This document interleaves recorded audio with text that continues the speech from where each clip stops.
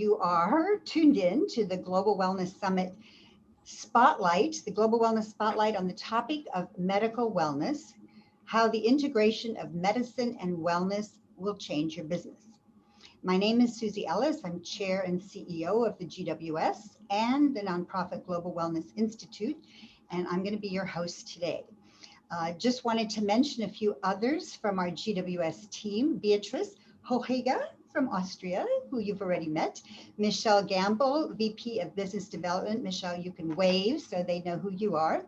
And Nancy Davis, who's the Chief Creative Officer and Executive Director of both the GWS and the nonprofit Global Wellness Institute. And as I had mentioned early before we started, Nancy's also very busy planning our 15th annual GWS that is taking place in Tel Aviv in November. Nancy, did you want to say a word of welcome? Yes, thanks, Susie. Welcome, everyone.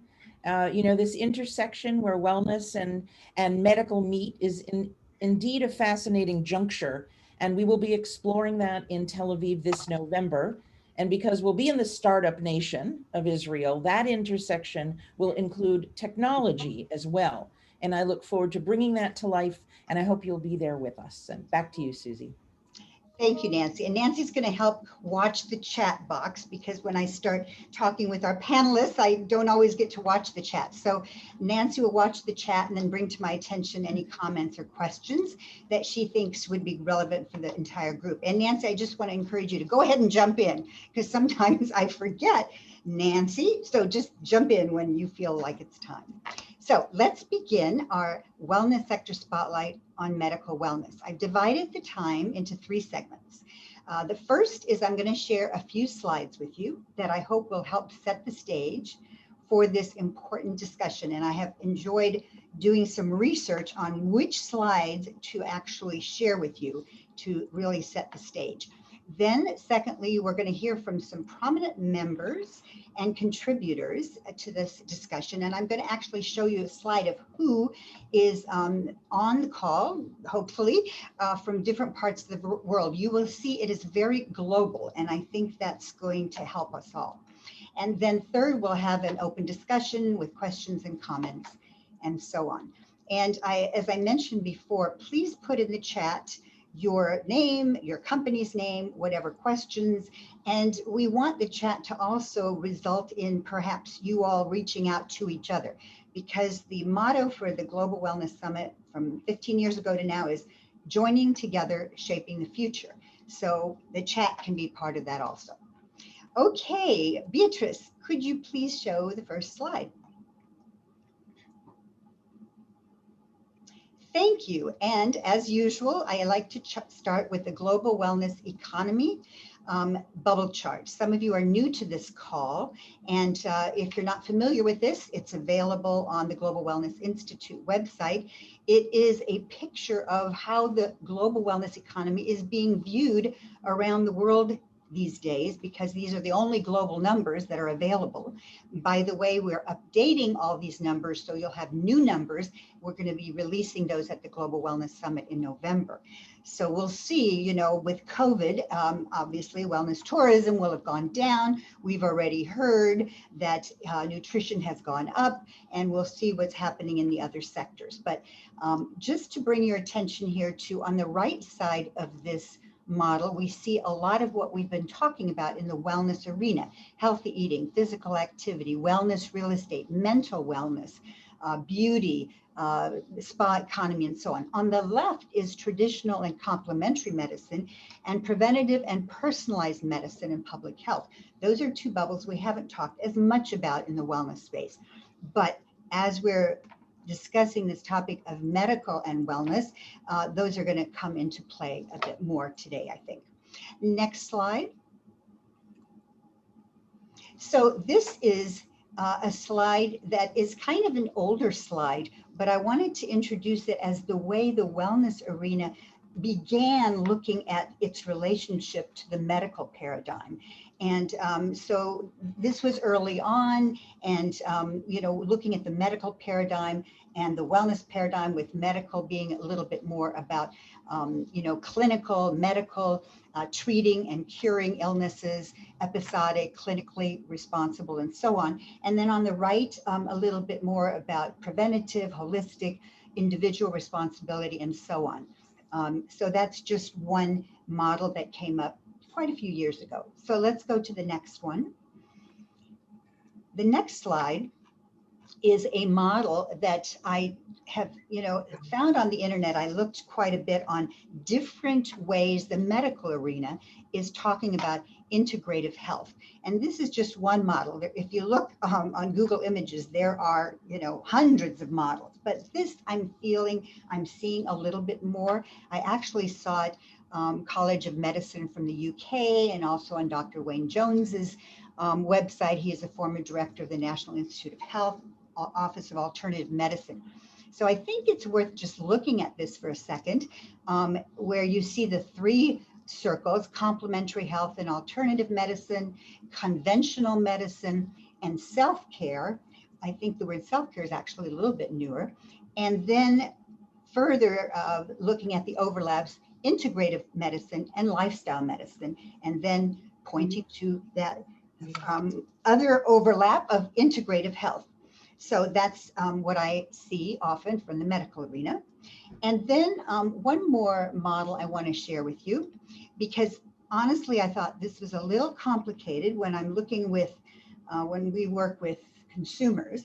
And so one thing we presented after a lot of research at the last Global Wellness Summit, which was in Palm Beach in November, is this new model of collaboration for people to think about. Does this make sense? Is it something we want to continue with or not? It's a little simpler. It's that yin yang symbol. And we look at healthcare and self-care. And this kind of came out of the post-COVID idea, with when COVID, was raging and still is in some cases. Healthcare has become a huge focus, but healthcare alone has been clearly not enough. And so the idea of self-care has started to have momentum.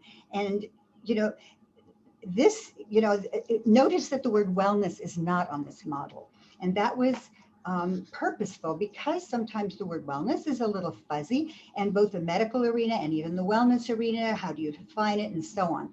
So this was something to suggest that maybe in some instances, this would be a model that could be used: healthcare and self-care. Is that resonating around the world?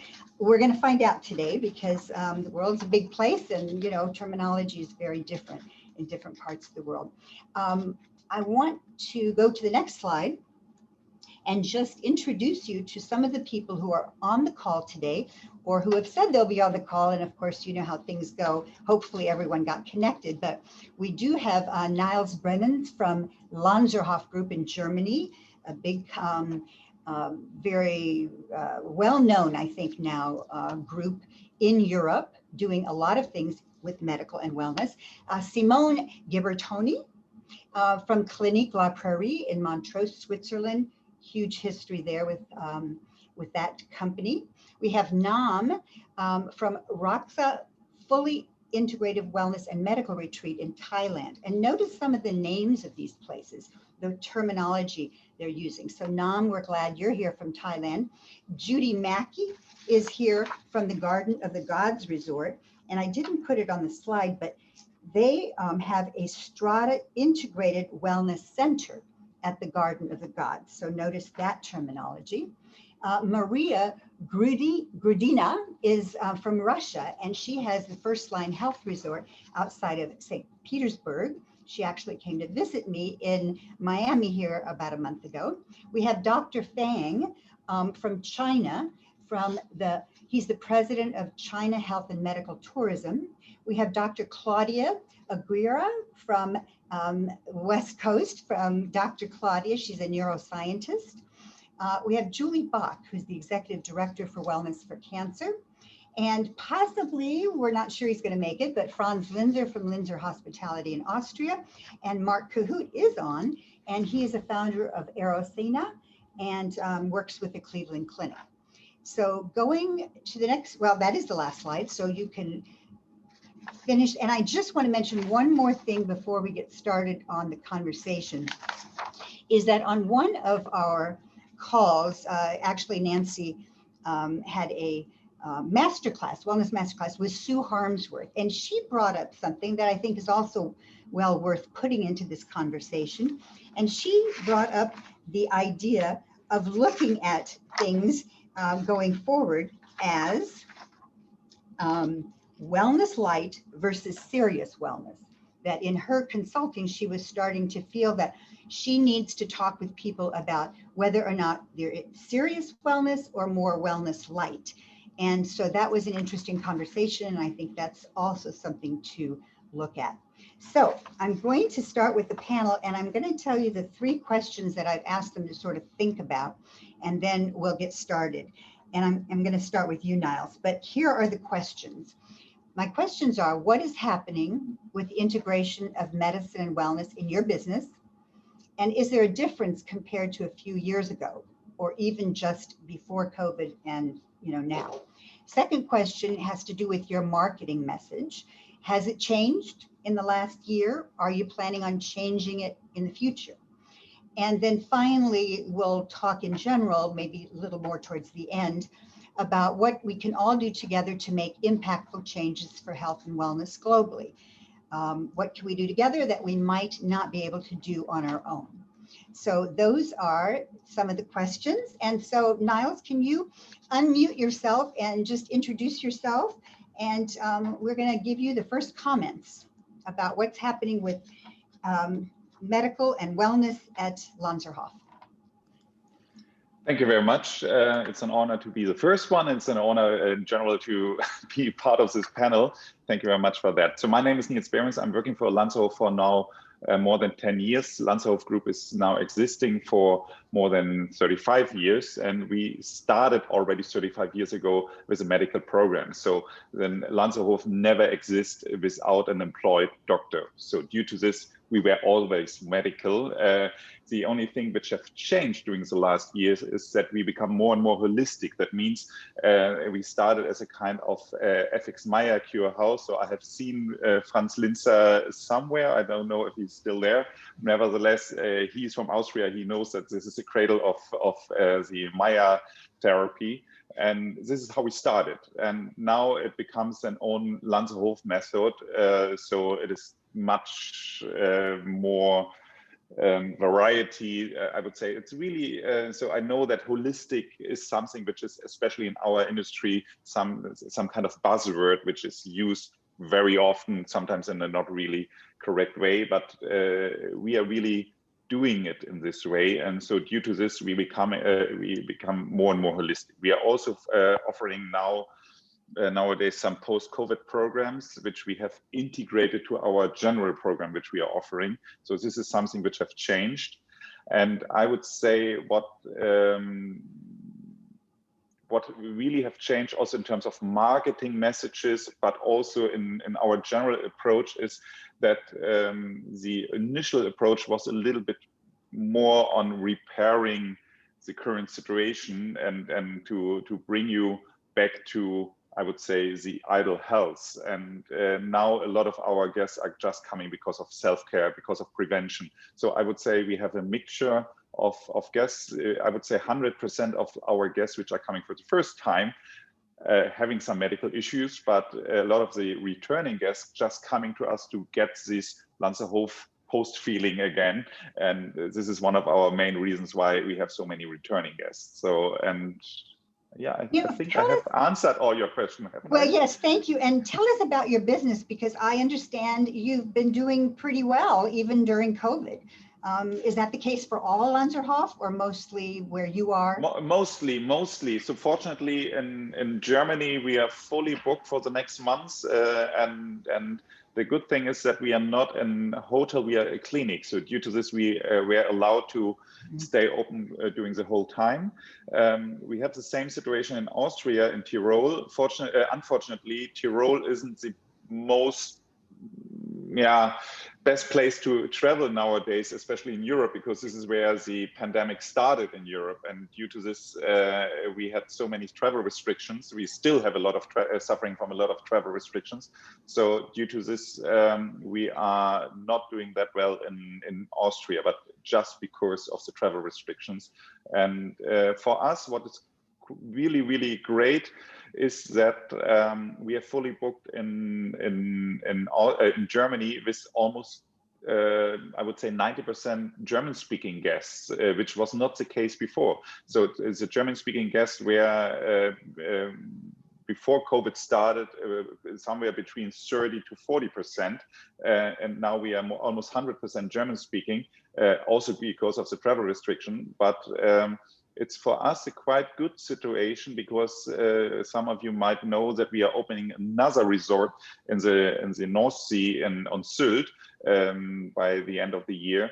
And so Sylt is our German Hamptons. It is the Cap Ferrat or the Punta del Este from South America, so something comparable for Germany. So it's the place to be in the summer, very exclusive, but it's almost unknown in the non-German speaking market. Due to this, for us, it's a quite comfortable situation that we now having so many new customers, because I don't have to explain to the German speaking customers what is Sylt. So for us, it's really hard to say, but COVID is a quite good situation. Yes, you've had some silver linings. Just a quick question before I go on. You mentioned the term self-care. Is that a term that you're hearing? Are people, are your guests using that term? Are you using it internally, or is it just? I would say what have changed is that the people are now really want to get well and living well for longer. So this is what the more common term is. I would say self-care isn't that much used. I would say then they are more using prevention. Prevention. Do they use the term integrative? Do you use the term integrative often? No. No. Not that often. So this is what we are calling this holistic approach. So we have a kind of word game, which also just works in German, because holistic means in German ganzheitlich, and we call it landsheitlich. So we just change one letter from our name, and so this works quite well. Okay, very good. Thank you so much. Simone, I want to go to you from La Prairie in Switzerland, and give us an update on what's happening there. You're close to where Niels is, but on the other hand, a world away. You're not in the EU. So what's going on in Switzerland and specifically at La Prairie? Listen, first of all, Susie, it's an honor to be in this call, because, for us, this integration between medical and wellness has been part of our core story since ever. So for the people that doesn't know La Prairie, we are celebrating this year the 90 years of since we started the business. It was 1931st. And we always had this strong medical part. The first, we set up the hospital at the end of the 70s. And then, of course, like Niels was saying, we moved into a philosophy. We call it the 4-pillar philosophy, which has first the medical, nutrition, the well-being and the movement. Of course, in a holistic way integrated, but medical remain for us the first and the most important part of what we do. That's why when you ask what we did in the last months, we decided to continue to focus even more on the medical side. We added 10 doctors. Now we are in the total of 35 resident doctors, 55 doctors in total. And now we are adding a new side of the clinic, which is going to host, is going to be ended in the next, by summer. It's going to add 20 new resident doctors. So we are going to add up to have over 50 resident doctors. Of course, we continue to focus a lot talking about medical. You said before this importance that we feel about efficacy, having metrics about what we do, even on the wellness side. So we continue to invest a lot of, which is historically part of the clinic in terms of research development, this life science team that we have. As you know, we work since 4 years. All our programs contain a genetic test. Now we're going to be the first to do a new epigenetic test in the market. So we continue to invest a lot in this kind of tools, let's say, that are helping us in this integration. And in terms of what we are experiencing, what has changed compared to before COVID, I would tell you two things. First, people are asking more and more about immunity, which revitalization, which is our most important program, has been always about immunity. So for us, is part again of what we do. But immunity has become a strong word today. Okay, immunity. Yes, okay. Immunity. And another things, I think that Niels said something similar. You know, in all our program, there is a checkup at the beginning, but people didn't like very much this. Oh my God, he's going to spend the first day doing a full checkup. Is it really necessary to do it? Now we see the contrary.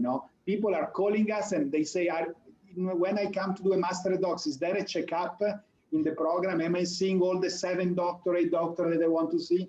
So people now are searching for it. They feel that it's very important for them to have this part inside the program, which, I mean, 2 years ago was less requested, I would say. Thank you, Simone. That's fascinating. You have so many medical professionals.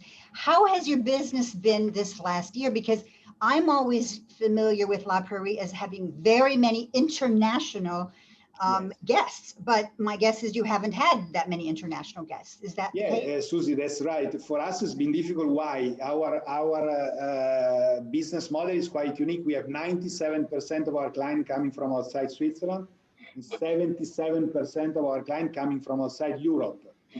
The majority of them could not come to La Prairie. So I would say the most difficult month has been from March to June last year. Then, like everybody in Switzerland, we had a lot of local clients that were searching for a place to go, and of course came to our place. We decided not to change our offering, so we decided to stick to what we are good in doing. So we decided not to, let's say, in a sense, dilute our offering with more hospitality type of program for less medical program. And we start to see now a rebound. Now the United States is coming back now. Russia is coming back. Asia for us was very important. Probably we will not see people from China until, I guess, probably the Chinese New Year of next year. So we probably have still 12 months to go. But yes, it's not been an easy year for us from this point of view. But like Niels was saying, I think this focus on more local client will bring a lot of fruits in the future when everything will be open again. Thank you. And just a quick question for both Niels and Simone. What is the average length of stay? Are you seeing a difference in that? Is it longer now? Is it less, is it shorter? For both of you, what are you seeing? How long do people stay? Simone? Oh, for us, it's 10 days. It's 10 days, but it was before COVID and it's still 10 days on average. Okay, so that stayed the same. Simone, how about you? Yeah, for us, it's 7 days and it's still 7 days. We see more and more people that are adding days and they want to stay longer, especially if there is a kind of post-COVID recovering. So people would like to stay more. They have less also commitment. No, they can work from here. So there is for sure a request of longer stay. Yeah, thank you. That's my suspicion, and talking with people, that people, if they're going to travel now, they don't want to, get in a plane, go here, go there, but stay somewhere. And now that people can work from where they are, staying longer is something I think we're going to see. Thank you both. I'm going to go to Nam, and we're going to go now to Thailand. So Nam, could you unmute yourself? I want to make sure that your audio is working. Are you there? I am here.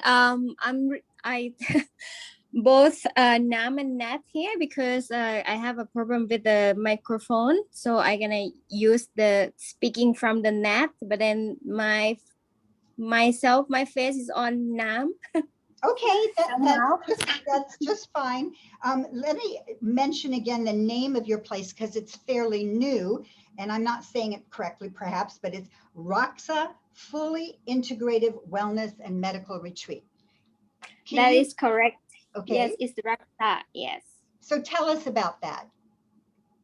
So Raksa, it's just newly opened during COVID last December. The grand opening is last December, and we are actually doing wellness, but then the word wellness in Thailand market is still quite new to people. We have to educate the market a lot. So when we say health and wellness or medical and wellness or integrative wellness and medical retreat, people understand the message more, and then people started to come to us more. But when we say wellness, people think it's just a spa because most of the hotel around here using the word wellness a lot. Got it.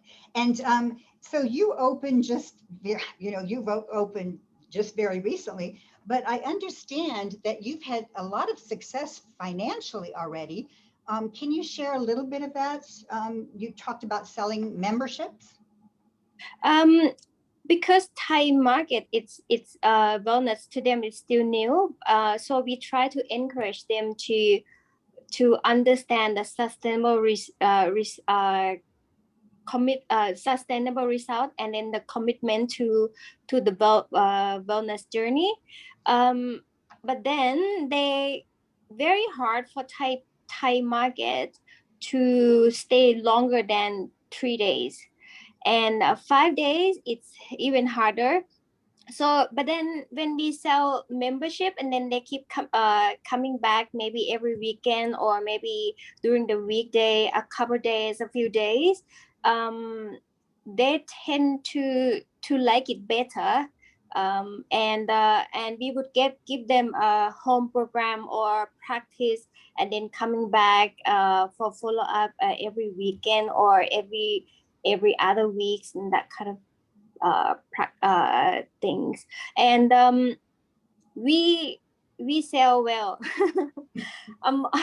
Despite the COVID, we sell well, and it's quite surprising that we have to stop the membership, and we have to let the walk in or the non-membership to come as well. Yes. Fascinating. And so we'll be watching what you're doing because it's new. And so thank you for joining us today, and maybe put on in the chat a link to your organization, because I think for a lot of people on the call, it's new, but obviously with such a great start, we're going to learn more. And know you better. So thank you, Raksa. I want to go to Judy Mackey. Judy is the co-owner of Garden of the Gods Resort. I like that name, Wellness Club in Colorado. And in particular, they have Strata Integrated Wellness Center. So Judy, would you unmute and let us know what's happening at Garden of the Gods and what you're seeing since before COVID and now? Good morning, Susie and Nancy and everyone. We're one of the newer members of Global Wellness Summit, and it's been so valuable. And we have Grant Jones, our VP of Wellness, on as well, and I know a lot of you know him very well. My partner and I, we bought Garden of the Gods Club and Resort 7 years ago with the mindset of creating an integrated wellness and spa. And with that, we've been blessed with the property. It is a resort property, and we have on property Strata, Med, Body, and Fit. And what we've done, we really have broken down the silos between the clinician, the therapist, the fitness trainers, and the administrative staff to really work on the whole person. So we really are focused on a holistic approach to medicine. We use Western science. We really tap into the value of the labs, doing a lot of testing with Western medicine, and we use Eastern medicine as our therapy. And we've also, very similar to NAN, we created wellness concierge memberships about 2 years ago. And what this has really done, it has opened the opportunity for our patients and clients really to feel more comfortable to look at a more holistic approach. When we let people self-manage their natural approach is to go to more traditional, conventional medicine. When we created these membership programs, they now feel more comfortable being introduced to more of an Eastern medicine approach, which is really looking at the whole person.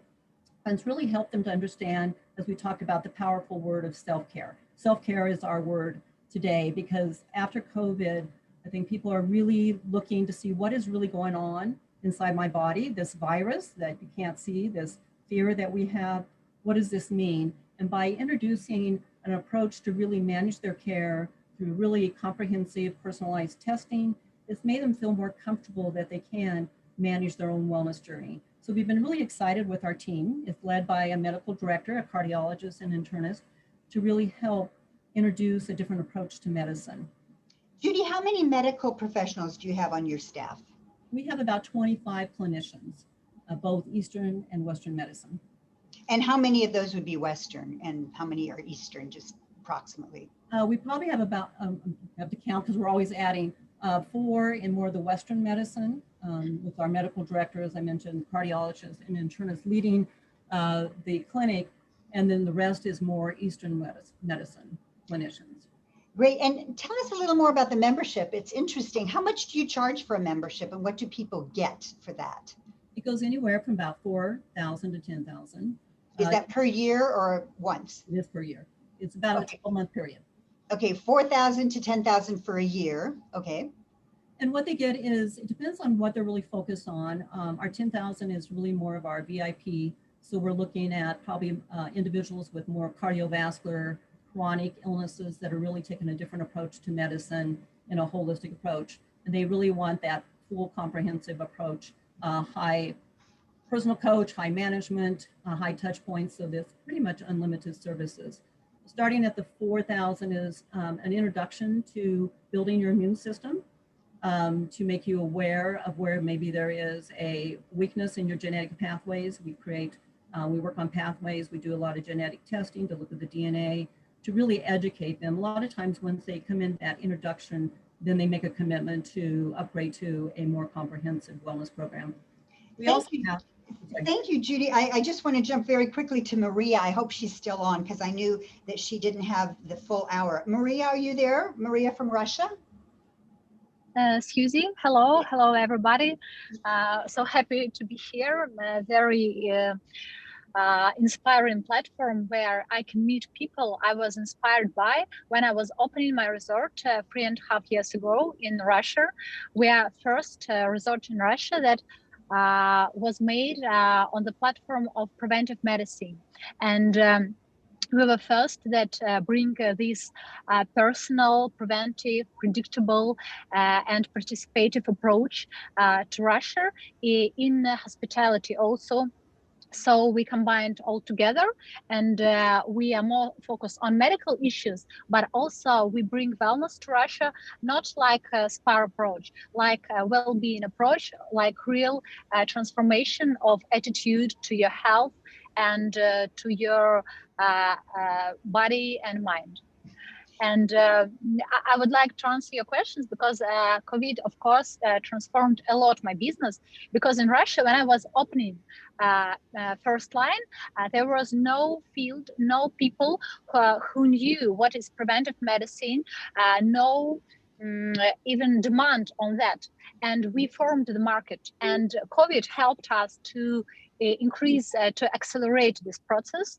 And of course, nowadays we are fully booked for months, and nowadays people understand for what they should go to the complex holistic programs.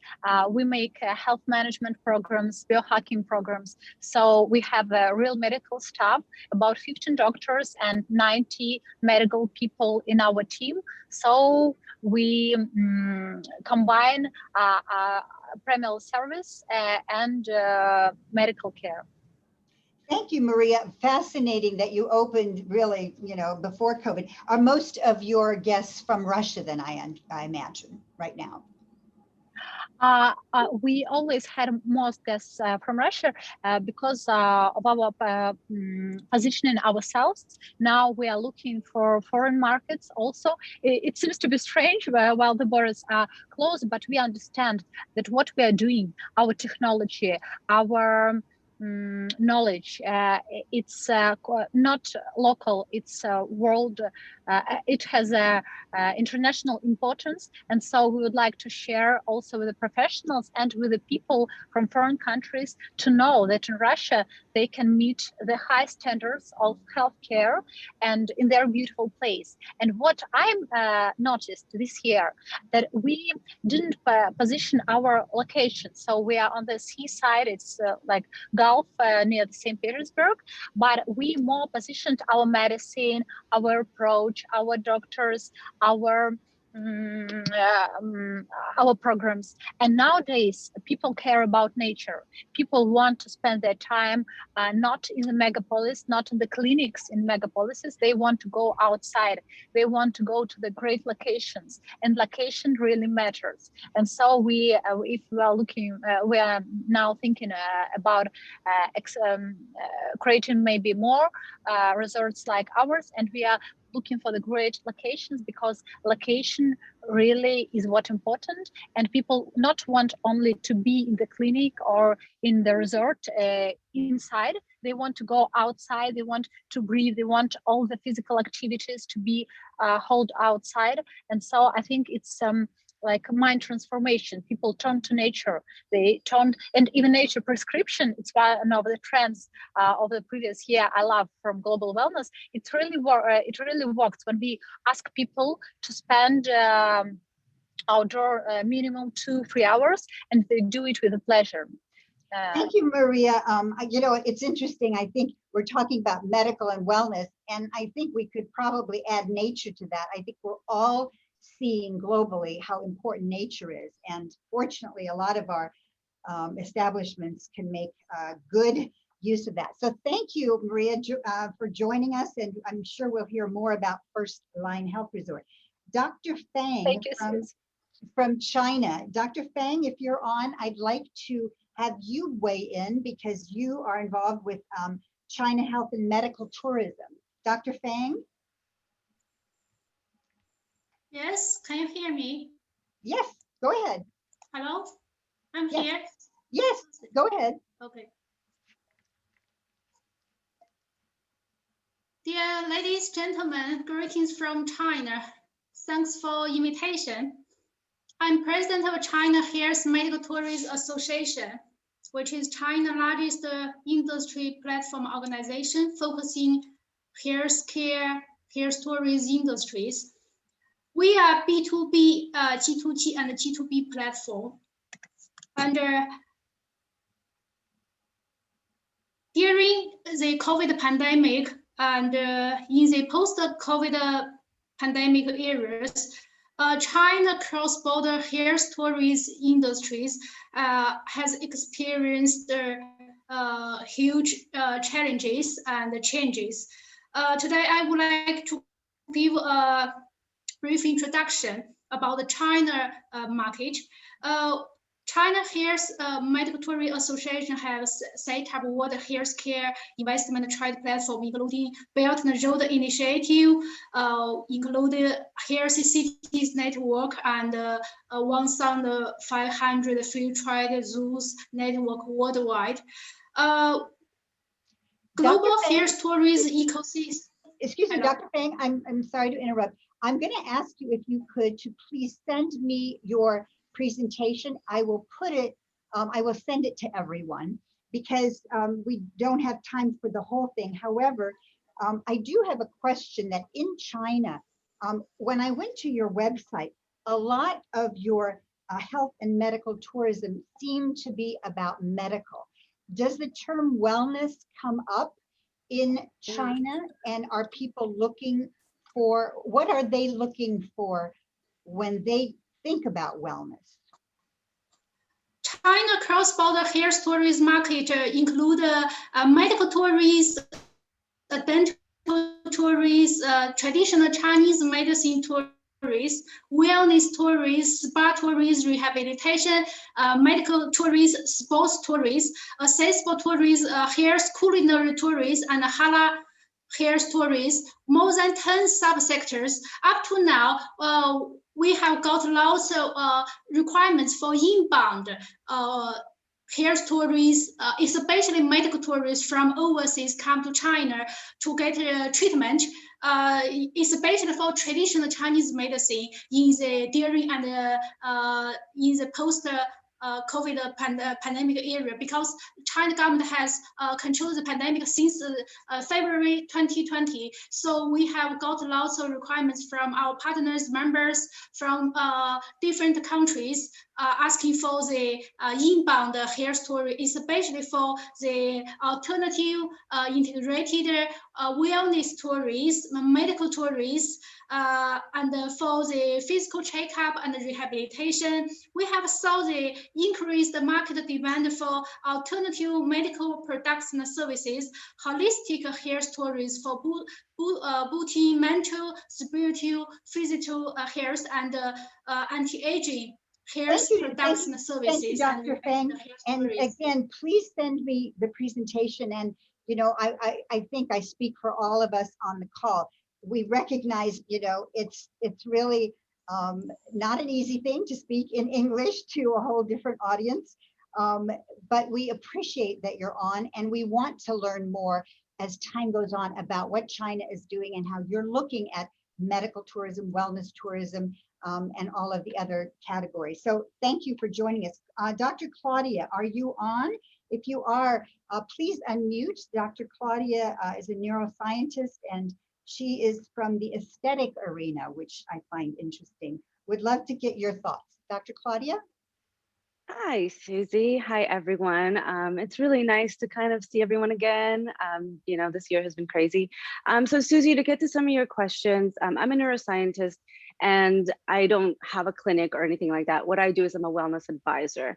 What I've done more recently in the last year, for example, has kind of shifted from only advising larger skincare and mental health corporations to working with brands that are going to DTC, so direct to consumer, which has been really interesting because as we're all home, I think the average consumer is looking to do more things by themselves at home. And so I've advised several companies in this space. One of them is kind of a herbal, you know, replacement, let's say, for things like Advil and Tylenol, and they're launching in Target, which is a very large retailer in the United States. So it's doing really well. Also working still in that spa world. We're working on, you know, your question was like, what is happening with that integration between medical and wellness? It's already been kind of integrated for me, coming from an interdepartmental science like neuroscience, but now I'm interfacing more with clinicians and medical experts, which is great because we get to do a little bit more deep digging. So when there are programs, for example, I'm working on a program for a spa in France, and we are actually a group of, you know, scientists and are trying to get, you know, a deeper level of meaning behind already, you know, existing treatments that are out there. So can we change the language to reflect neuroscience better? Can we talk about specific nerve fibers in skin or alpha, delta, theta waves in the brain with meditation, etc. So that's kind of been the shift in terms of my personal work. I'm going to direct to consumer brands, and also that integration between the medical world and the wellness world. In California, I'm in Los Angeles. It's very much blending these days. And you can see, yeah, go ahead. Yeah, language. You, quick question. Do you use the term integrative, and do you use the term self-care at all? Yeah, so I was just getting to language. Language has been really, really key for a lot of these things. Both of those words are still very much in use. Integrated, integrative. Self-care is definitely at the top of the list, I think, for a lot of, especially direct-to-consumer brands. I've been using my personal, you know, hashtag word, whatever, neuro wellness, because everything that the mind is in terms of the wellness world, I can provide as, you know, expertise, whether it's to consumers or to brands, etc. Thank you. Thank you. Neuro wellness. I'm adding that to my list. Thank you. I want to go to Julie Bach quickly, and especially a lot of you know Julie from Wellness for Cancer. I was very interested in your comment to me about how you're finding that the term cancer care and cancer aware is something that you've had to distinguish between. So Julie, do you want to join in? Thank you, Susie. I'll make it kind of brief because I know we're short on time. So I used to own chiropractic clinics, and so terminology is extremely important to me, especially when we deal with the medical community. And what we're seeing with cancer is that things are moving to healing and they're moving to self-care. So even the cancer community is not really using the term cancer care. And coming back to the personalized, you know, as an industry, we're not cancer care. That brings and connotates a certain level of specialization. But really what we are is personalized wellness. And we can't be wellness for only well people.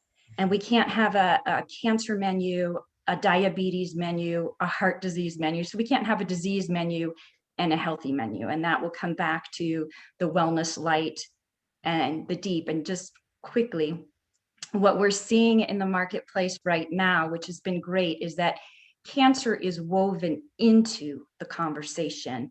It's not separate from the conversation. And that is my hope for us, is that we just don't start having a lot of separate conversations. And back to Dr. Jonas, and using self-care and healing.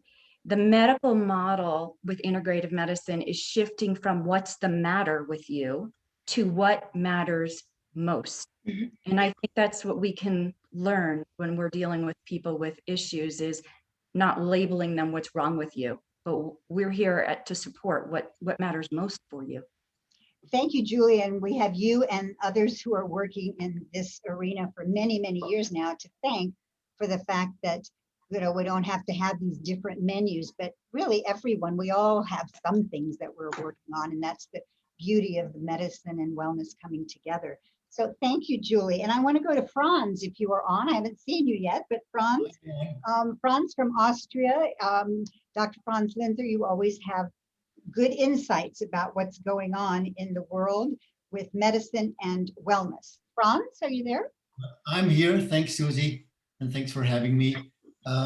I have to say that I've been working in this intersection of wellness and medical for more than 25 years now. Yeah. Consulting on projects, in Europe, Middle East, particularly in these concepts where medical, where lifestyle change, where improving, developing, preventing is in the core of what we are doing. So I'm really very sensitive when we talk about these topics, and I really love that after so many years of preaching, we now finally seem to have arrived and in a phase where health becomes really important to the wellness community worldwide. And actually the pandemic is a booster for this, which is really kind of a side effect, which is nice to realize. Now, your question basically was about the usage of the words that we have. And I have to say that I'm seeing these rather from a consumer-oriented point of view than from an individual enterprise, of course. So we do see an increasing interest in serious offerings, I want to say, where people want to really change and have results that they will be defining with the medical staff in those enterprises. That means that we will see very shortly much more offerings with a health-oriented and result-oriented background. What we do expect is both, interestingly enough, probably for some now in this call, we expect an increase after the pandemic when the reopening starts in both pampering offerings and health offerings. Whereas the pampering offerings, I would see rather than an immediate response after COVID, where people said, finally, I can indulge, finally, I can enjoy, finally, I can get these massages out there again. But as a long-term result, we see health as a big winner of this pandemic. Franz, excuse me, Franz, you used the word pampering. I have not heard that word for quite a long time. Is that something you're hearing a lot of, or is that something you're using? It's just as maybe the word not, but the concept of what's behind it is still around very much. You know, people in Europe going on wellness weekends, they don't even think of changing. They don't want to see a medical doctor there. They just want to have a good time, right? So this is the pampering aspect, which is strong and will stay on a high level. But I think the big growth rates are going to be in the health section of what we are talking about today. Now, a short word, if you allow me, on the words, because you were mentioning integrative, which is not used very much here in Europe. Holistic, and I agree to what Neil said in the beginning, holistic is understood at least in the community, you know, within those people who are likely to do health weeks and health vacations. However, I want to say a word on prevention.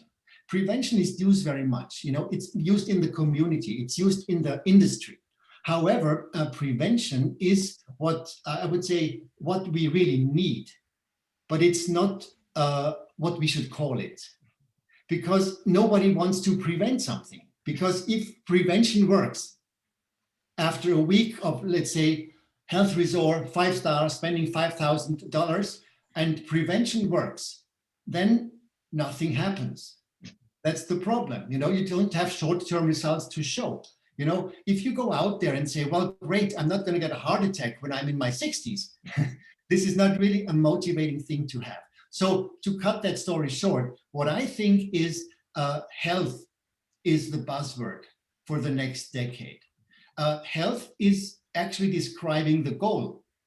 Health is describing what to achieve and not what to prevent. Health is positive. And health, I would say, is a core goal in everybody's life. So it is the word that we should use much, much more, because this is what people want to achieve. Medical is not. Preventive, not. But Franz, that's very interesting. You're always very good with words. And I think that, I mean, I agree that, you know, when you're marketing, the word prevention isn't necessarily a sizzle or is medicine. Health, maybe self-care. But I want you to share one thing, and then I'm going to go to Mark Cahoot. I want you to share, Franz, with something you told me that you are hearing more and more because of COVID, or since COVID, that people are saying to you. Do you remember what it was? I'm sorry, I didn't get that. People are saying?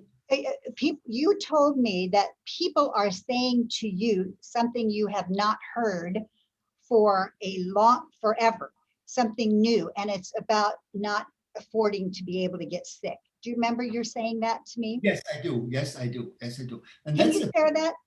I'm happy to, yeah, if we're not running out of time. But the point is that, you know, we have a primary motif. If you say, I'm a healthy, happy person, and I want to stay healthy and happy, right? So this is, I would say, core of a preventative aspect. But nowadays, in the last, let's say, 12, 14 months, we've seen that people tell me and tell to many out there in the industry, I can't simply afford to fall sick now because I'm going to lose my job, or I'm going to lose my business, or I will be broke or whatever. So people, that's like a secondary motif in a way, say, in order not to lose my job, in order to stay, let's say, financially well, and to be able to feed my family, you know, for the next year or so, and to stay in business, I will look for things that will keep me resilient, that will keep me fit, and will keep me strong and healthy to be able to keep doing my work, which is so much needed now in the pandemic. So thank you, Franz. Excuse me, thank you. I felt that was an important point, because it isn't something we've heard a lot, but we are hearing it now, and that is certainly an opportunity in the wellness arena. People are saying, I can't afford to get sick. Mark Cahoot, you're the last person I want to go to now, final person. Mark, you have Aerosina, and you work with the Cleveland Clinic, and you've been thinking about this topic of terminology a long time. So Mark, please weigh in. Well, thanks. Nice to be here with everyone. I've noticed this recurring theme about actually the language. And we found, right, we began as an aromatherapy company. And we find that we spend more time with regulatory issues, material and design issues to meet the expectation of the establishment medical community. And so the words that we use, I've had my eyes rolled, or I've had eyes rolled at me by doctors when I say, hey, aromatherapy reduces anxiety during dialysis. They go, oh, but if I say, we have a phytoinhalant, which has been studied to reduce anxiety in dialysis, all of a sudden it reframes the conversation. The other gap we see is caregivers in a clinical environment are using aromatherapy broadly, but they haven't found a way to influence the pocketbooks and the administrators. And so for us, that's been the challenge. We've done randomized controlled double-blind studies. So we try to behave like a medical products or a pharmaceutical company, but keep our values grounded in wellness with this objective. And we're just now watching consumers, right? So in the United States, we have healthcare insurance issues, unlike other countries. And the drive of wellness into places like Cleveland Clinic, those are self-paid.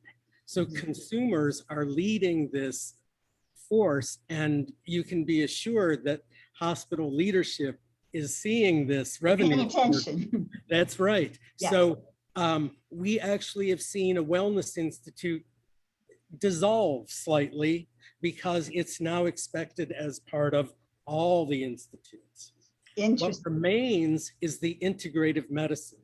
And so we see the intersection of integrative with the establishment medical community at that point. So you have MDs who also have an interest or experience in non-traditional or really the difficult to quantify. And that's the trick.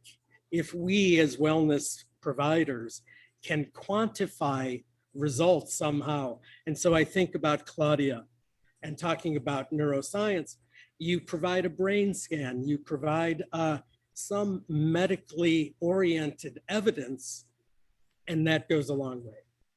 Thank you, Mark, for giving us this input from the Cleveland Clinic. And I see that we are at time. So I just want to encourage the rest of you to please put more in the chat. I have found this very fascinating. I think it's just the beginning. I'm feeling very optimistic about what COVID has allowed our industry or the whole ecosystem of wellness and medical globally to do. And so I look forward to what we can all do together.